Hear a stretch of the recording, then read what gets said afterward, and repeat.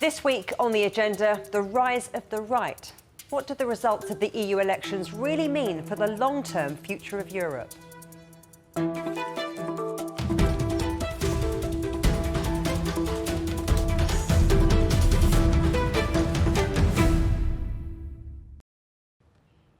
For once, the pollsters got it right, as far-right groups made big gains in last weekend's European Union parliamentary elections. In France, Germany, Austria and Belgium, to name just a few, there was a large swing to the right, even leading President Macron to call a surprise snap election. But with the centre-right European People's Party group still the largest in Parliament, what impact will this vote really have on the future of Europe?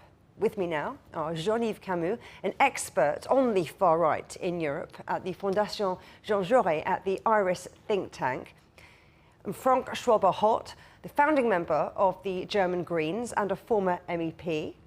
We also have Ariadna Ripoll Servent, who's Professor for Politics at the European Union at Salzburg University, and Kristian Vigenin, MEP and former Minister of Foreign Affairs of Bulgaria. Thank you all for coming on the agenda. What a panel. Well, Jean-Yves, I'll start with you, because we were all expecting this lurch to the far right in these elections, but not so far that President Macron in France would be as dramatic to call a snap election. What's going on? What's going on is that, of course, Macron had other options. He decided to call for a snap election on June 30th and July 7th. Probably what is on his mind is the best way to get rid of the national rally is to have them in a majority in parliament,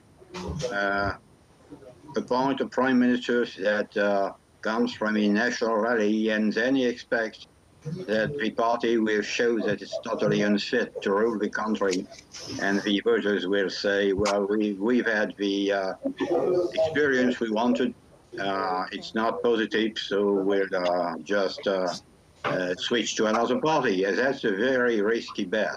Well, Frank, the vote in Germany was also framed as a bit of a referendum, wasn't it, on the three-way coalition that you've got in Germany of Socialists, Liberals and Greens. But there, the far-right AfD did pretty well. I mean, where does this leave Olaf Scholz and his coalition? It's a very, very difficult situation. But we have a special situation in Germany. We have been united. And if you look on where the AfD, the extreme right, is strong, it is exactly the territory of the former Eastern Germany. If you look only on the old Western Germany, the extreme right is much, much weaker. One. Second, the coalition of these three partners, you mentioned it, was not a good example to the outside world. They had quarrel and quarrel and quarrel, and that's okay. But it was lacking a respectful working together, an accepting of the other and looking for a compromise. I would have wished that in Berlin there would be more the spirit from Brussels, because the biggest compliment which you can make in Brussels to someone is, oh, you're making always compromises, you are master in compromise. And this was not the behavior I deployed in Berlin, and therefore the negative image of this coalition. And I hope they have learned out of it, because there will be regional elections in some German states later this year, that this tendency will shift. Ariadna, you're in Austria, where there's also this swing to the right. Is that down to this general trend we're seeing across Europe, or do you think that individual countries have their individual issues which are driving this? So I think it's a little bit of both. There is indeed a trend that is not new, that has started probably already back in 2014. And this is important to remember, that the level where we come from is already relatively high.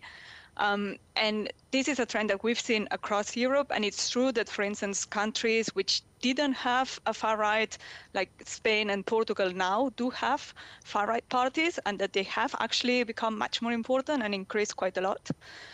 But still, the reasons behind why the far right has increased in different countries is still very much specific to those countries. And we've seen it now just with examples of France and Germany. But if we look at Italy, for instance, yes, there is an increase of Fratelli d'Italia, but at the same time, this means that Lega has lost a lot. So there are a lot of particular explanations for every single country. So a generalized rise, yes, but it's all the time with like specific flavors for every single country. And of course, 2024 is this huge year for elections. So while these European parliamentary elections are going on, there are some other national elections happening too. In Bulgaria, for example, Kristian, you had a national election alongside those EU ballots. Were the issues the same, do you think, in both votes? I wonder how you interpret the results. Well, in our case, as you probably know, we are in kind of political crisis for more than 2 years now. And these were the 6th parliamentary elections in 2.5 years. So the European elections actually brought some new elements and new issues in the campaign, but it was more or less the same campaign. And somehow the national elections overshadowed, on the other hand, the European. But in reality, national elections are as European as the European elections, because that's something that I tried to explain in our campaign, that it's now it's up to the national elections who will be the ministers to be sitting and taking decisions in the Council, in the European Council and in the Council of the European Union. It's up to the next government, which we elect now, that will propose the next commissioner of Bulgaria. So we should not make such a big difference on the or to distinguish too much the topics at European and national level, because very much on national level depends on the decisions in Brussels, and at the same time, no decision in Brussels will be efficient if at the local level and the national level they are not implemented in the best possible way. So I would say we had the same discussions. It was related to the economic development, competitiveness of the European and respectively Bulgarian economy, issues of security, stability, and of course the war in Ukraine. So I would say we are at the stage where European topics are more or less the same as the national ones. We're talking about this move and the rise in popularity of the far right. But actually, if you look at the numbers, the centrists right are still the largest group by far in the next European Parliament. So are we worrying too much about the far right? I think it's part of the natural cycle, and I'm not so much worried. And also we should take into account that as long as these parties become stronger and have more responsibilities, they inevitably turn to a more moderate, more policies. So from that point of view, maybe this is part of the natural cycle within the European Union, where such parties which are, let's say, more conservative, they have a bit more different view on the European Union. We should take into account that this feeling exists in the national member states. Yeah. And most of those parties, they're not anti-European. They rather want to see some changes within the European Union, but generally they feel EU as important for their own countries. They're not in favor of leaving EU or dissolving EU. So it's part of this debate which way EU should go, but it's not part of the debate should EU exist. Yes, all of them want the EU to continue to exist. Jean-Yves, what do you think? Are we perhaps making too much of this and worrying too much about the increased influence of the far right? No, we are not, because if it is true that the central bloc of moderates and social democrats still hold a majority, especially when you add the votes of the Green Party, of the Green members, and of the Liberals. The problem is that the mainstream conservative right in many countries, including mine, is losing ground. And, well, when it comes to France, you know, the mainstream conservatives only poll 7%. So it's not good news for democracy. I believe in a political debate that means you have a social democrat left on the one side, and a mainstream conservative one on the other side. And this is not what we're saying today. My second point is it has to be taken seriously when it is a possibility that our next prime minister comes from the ranks of a national rally, because we do not seem to understand how much that will change national policy in a country that's maybe not the only one in Europe, but which nevertheless, along with Germany, has its say in making European policy. So let's imagine that the commissioner from France comes from the national rally. Tell me, what will it be like at the negotiations table in Brussels? So this has to be taken seriously, of course. It is a democratic process, so the citizens chose to cast their vote for right parties. It's totally normal, but yet, especially given the economic situation of my country, I'm slightly frightened of what may happen on June the 13th. Frank, let me ask this next one to you, because you were one of the founder members of Germany's Green Party, but the Greens across the EU did pretty badly at a time when the focus on climate change has really never been so acute. What's happened? Why has this shift occurred? In European culture, we all know Cassandra, the messenger of bad news. We even know that prophets in the Bible sometimes brought bad news, and then they were killed. I think we are as the prophets of those who bring the Cassandra message of that we have to change our behavior because of climate change, because of loss of biodiversity, that we have to change here in the north, more respectful to the global south. Therefore, I understand that a lot of people are looking for very easy answers, not to change necessarily their behavior, to contribute to a better world for all on this globe. But on the other hand, you are Chinese television. I think China with the solar panels is doing great. I think providing the rest of the world with solar panels will contribute to stabilize the price of electricity and to go forward to renewable energy future without hydrocarbons. So let's talk about that future. Ariadna, what do you think these results are going to mean for Ursula von der Leyen's green agenda? So I think that this depends a little bit on two things. The first one is whether von der Leyen will be the candidate as Commission President, and this is still not sure, right? So we have to wait and see what happens in the next few weeks. And then if she is indeed the candidate, so if the governments of the European Union agree that she should be or continue to be the president of the Commission, whether then she needs the support of the Greens, indeed, right? So that the majorities are so tight that this could happen. My concern, however, is that the European People's Party has been so much against the European Green Deal, also in this legislature, so also in the last few months, they have blocked many of the initiatives.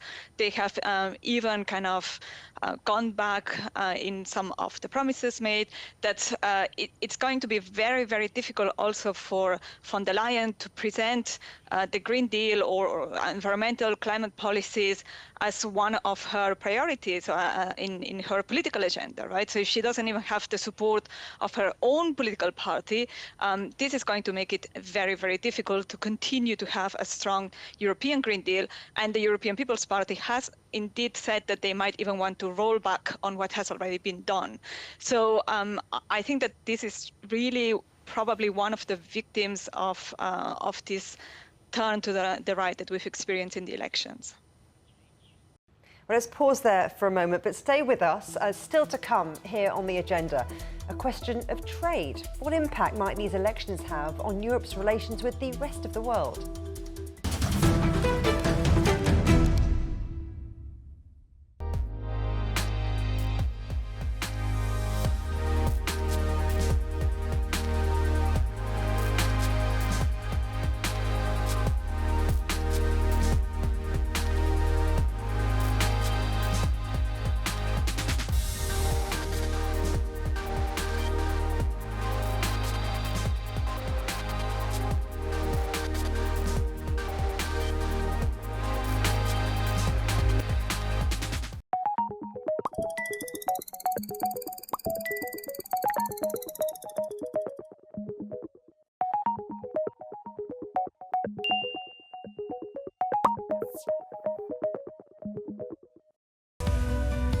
We are all connected. Across borders, across continents, connected by ideas, a shared humanity. Stay connected.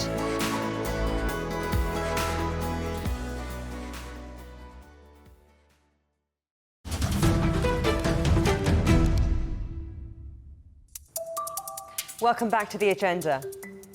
And let's return now to our analysis of the results in the EU parliamentary elections.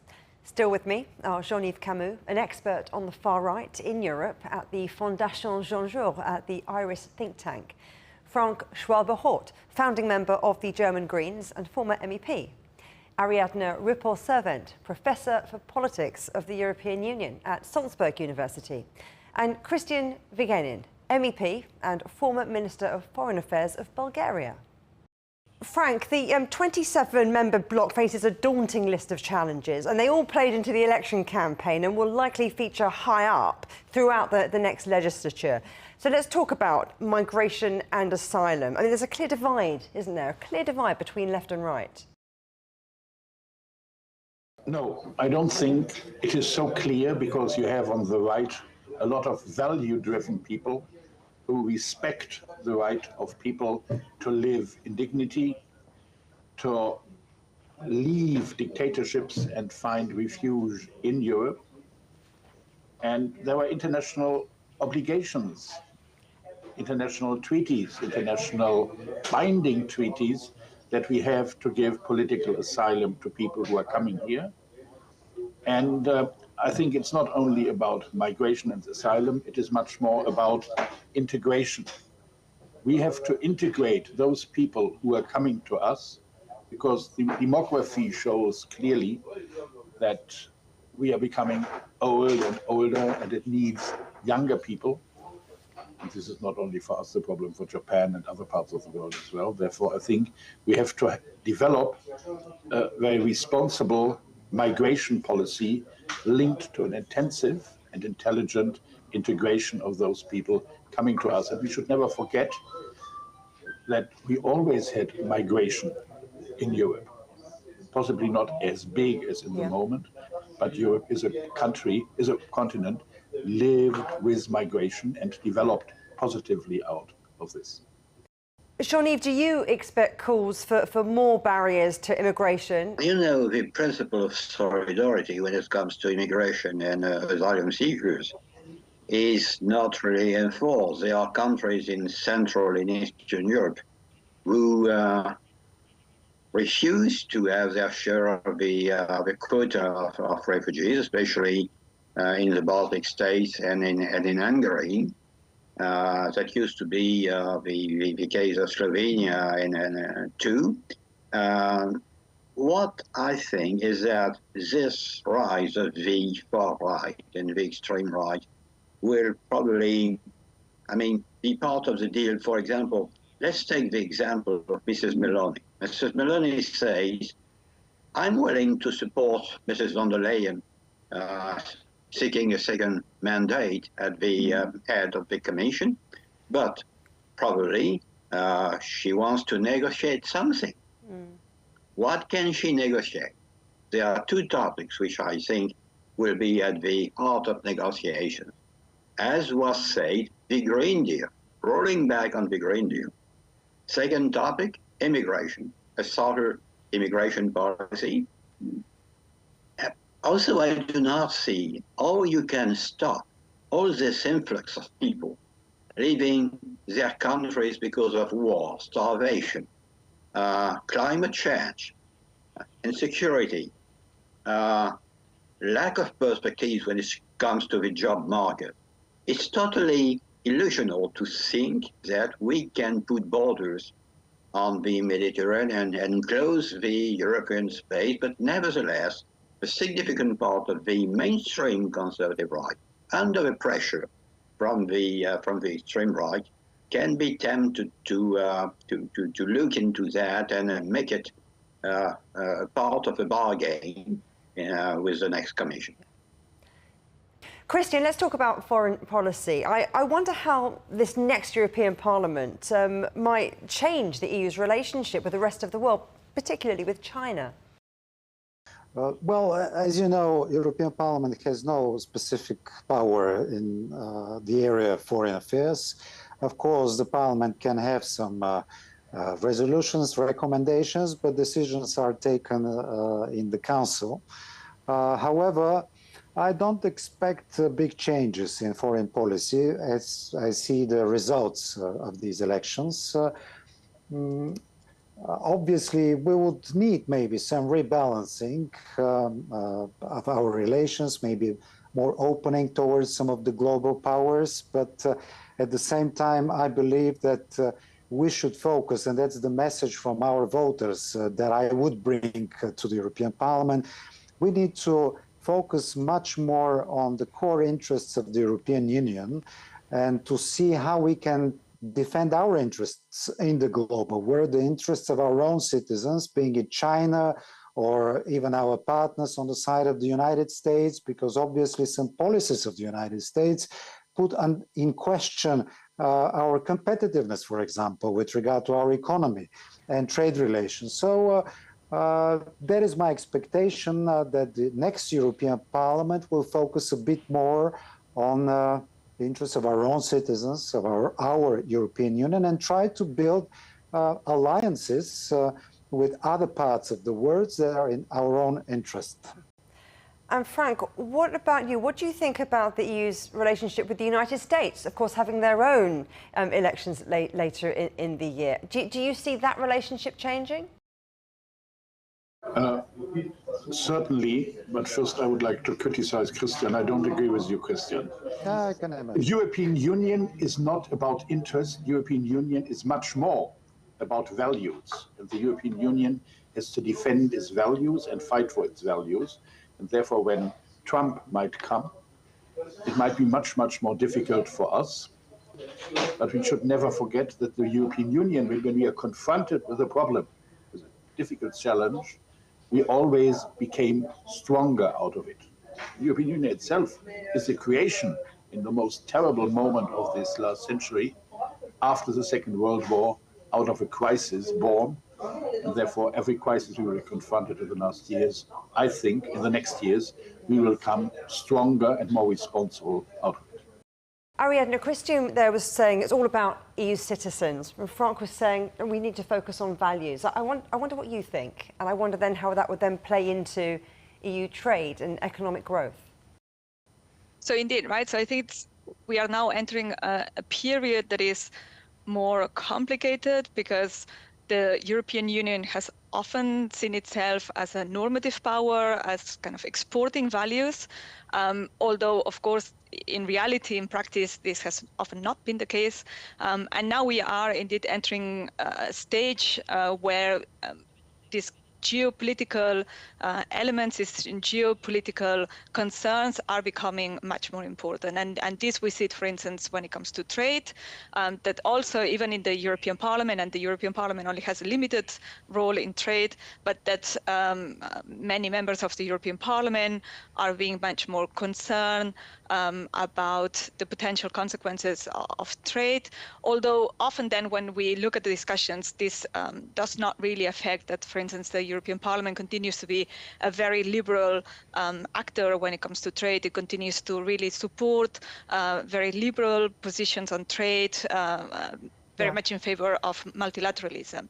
So indeed, it does force, however, this need for taking a much more common position and being stronger in the face of a world that is becoming much more complex.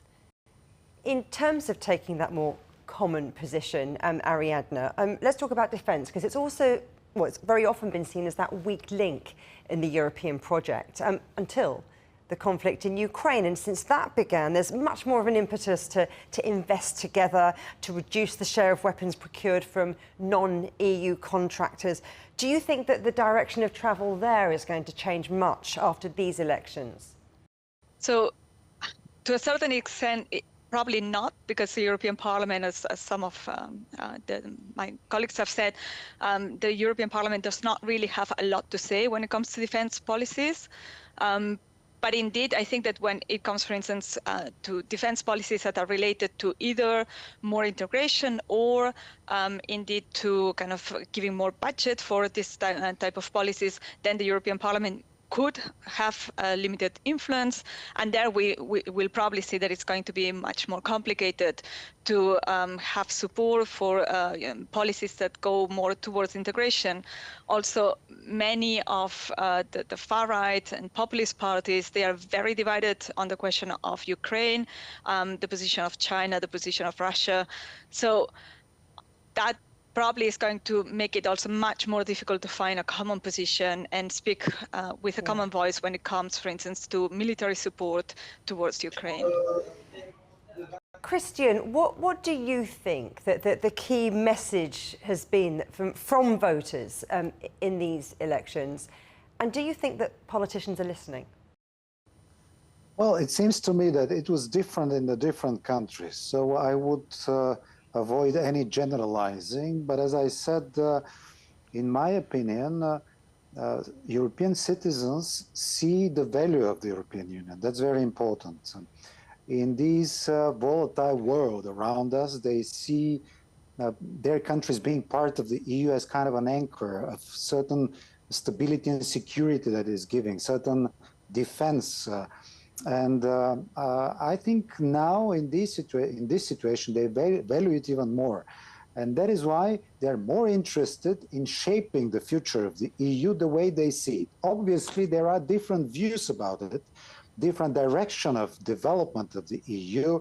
Of course, we always have this debate, more integration, more, let's say, more power to national and local institutions, or more power to Brussels. But these are adjustments. The most important thing, taking also into account the high turnout in most of the countries, relatively high, that the European citizens want the EU to continue to exist, to be stronger, and it's up to the next European Parliament to find the balance and to try to respond as much as possible to the expectations of the people. I would avoid, in my opinion, we should try to avoid creating, big gap between the divergent views on the future of the European Union. We rather should try to find a balance in this difficult situation, because if foreign players see divisions within the European Parliament, I mean big divisions, of course there will be diverging views, but if they see big divisions, they will use them. So that is why we need to stick together as much as possible and try to shape the future together one way or another. That's my point of view at this stage. Jean-Yves Camus, Frank Schwalba-Hoth, Ariadna Ripoll Servent and Kristian Vigenin, thank you very much.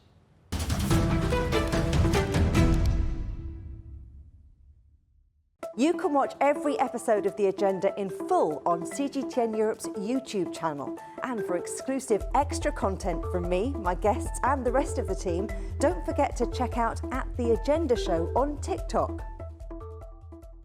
Coming up on a future agenda, going down. Is global population decline a looming disaster or a real opportunity to save the planet? But for now, from me, Juliet Mann, and from all the Agenda team here in London, goodbye.